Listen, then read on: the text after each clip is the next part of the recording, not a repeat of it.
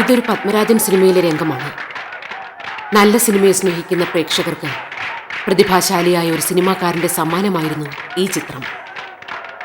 ഒരിടത്തൊരു ഫയൽവാൻ എന്ന അപൂർവതകളുള്ള സിനിമ. അപൂർവതകളിലൊന്ന്, ഈ സിനിമയിലെ നായക കഥാപാത്രത്തെ അവതരിപ്പിച്ച ആൾ യഥാർത്ഥ ഫയൽവാനായിരുന്നു എന്നതായിരുന്നു. റഷീദ് എന്നായിരുന്നു ആ ഫയൽവാന്റെ പേര്. പത്മരാജൻ സിനിമയിലൂടെ പറഞ്ഞ ഫയൽവാന്റെ കഥ ഇപ്പോഴും ഓർമ്മിക്കപ്പെടുന്നു.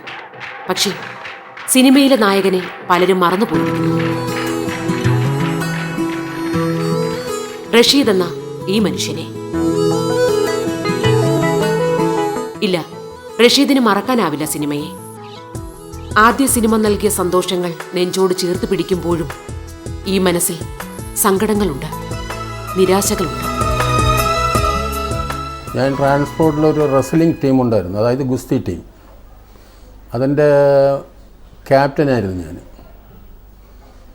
അറ്റ് വാസ് ടൈം ഞങ്ങൾ ഓരോ സ്റ്റേറ്റും പങ്കെടുക്കാറുണ്ടായിരുന്നു. അങ്ങനെ ലാസ്റ്റ് ഈ സിനിമ വരുന്നതിന് മുൻപുള്ള സ്റ്റേറ്റിന് ഞങ്ങൾ കണ്ണൂരായിരുന്നു. ആ കണ്ണൂർ വെച്ചായിരുന്നു ഞങ്ങൾ വിൻ ചെയ്യുകയും ഞങ്ങളുടെ ഫോട്ടോ മലയാള മനോരമ തുടങ്ങിയ പത്രങ്ങളിൽ വരികയും ചെയ്തു. അത് കണ്ട് 1-2 ദിവസം കഴിഞ്ഞ് പത്മരാജൻ എന്ന് പറയുന്ന പപ്പാജിയും NL ബാലകൃഷ്ണൻ ക്യാമറാമാൻ പുള്ളിയും കൂടെ എൻ്റെ വീട്ടിലേക്ക് വരികയാണ്.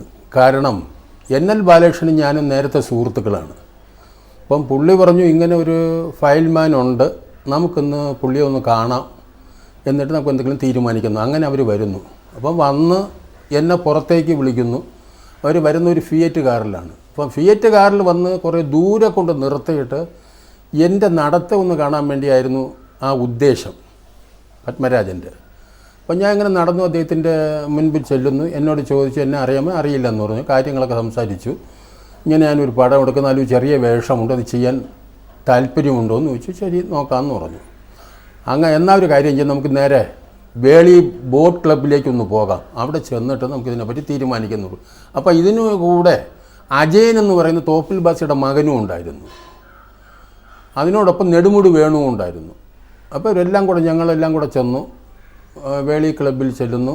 അപ്പോൾ ആദ്യം വന്നപ്പോൾ തന്നെ ഈ ഹൃദയമൊക്കെ എടുക്കാമെന്ന് ചോദിച്ചു. അപ്പോൾ എൻ്റെ ഹൃദയം ഈ ഭാഗം വരെ ഉണ്ട്, ഈ ഹൃദയമൊക്കെ എടുക്കാമെന്ന് ചോദിച്ചു. ഹൃദയം എടുക്കാമെന്ന് സമ്മതിച്ചു. ഹൃദയം എടുത്തു. കുറേ സ്റ്റിൽസ് എടുത്തു. അതിന് ശേഷം മീശ എടുക്കാൻ പറഞ്ഞു. മീശ എടുത്തു. അതിൻ്റെയും കുറേ സ്റ്റിൽസ് എടുത്തു. അത് കഴിഞ്ഞതിന് ശേഷം എന്നോട് ചോദിച്ചു, നീന്താൻ അറിയാമോ എന്ന് ചോദിച്ചു. ഞാൻ നീന്താൻ അറിയാമെന്ന് പറഞ്ഞു. അപ്പോൾ തൊട്ടടുത്ത ഭാഗത്ത് തന്നെ ഒരു കായൽ മാതിരി ഒരു ഇതുണ്ടായിരുന്നു, ബോട്ട് ക്ലബിൻ്റെ. അതിലങ്ങ് ചാടി കുറേ നീന്തി തിരിച്ചെന്നു. ശരിയൊക്കെ എന്ന് പറഞ്ഞു. കാര്യങ്ങളൊക്കെ സംസാരിച്ചപ്പോൾ എന്നോട് പറഞ്ഞു, ഞാൻ ഒരിടത്തൊരു ഫയൽമാൻ എന്ന സിനിമ എടുക്കുകയാണ്, അതിലെ ഫയൽമാൻ്റെ നായക വേഷം റഷീദിനെ ഉദ്ദേശിച്ചിരിക്കുകയാണ്, അത് നല്ല രീതിയിൽ ചെയ്തു തരണം. ഞാൻ പറഞ്ഞു, അങ്ങ് പറയും പോലെ പറഞ്ഞു തന്നാൽ അതനുസരിച്ച് ഞാനും ചെയ്യാം.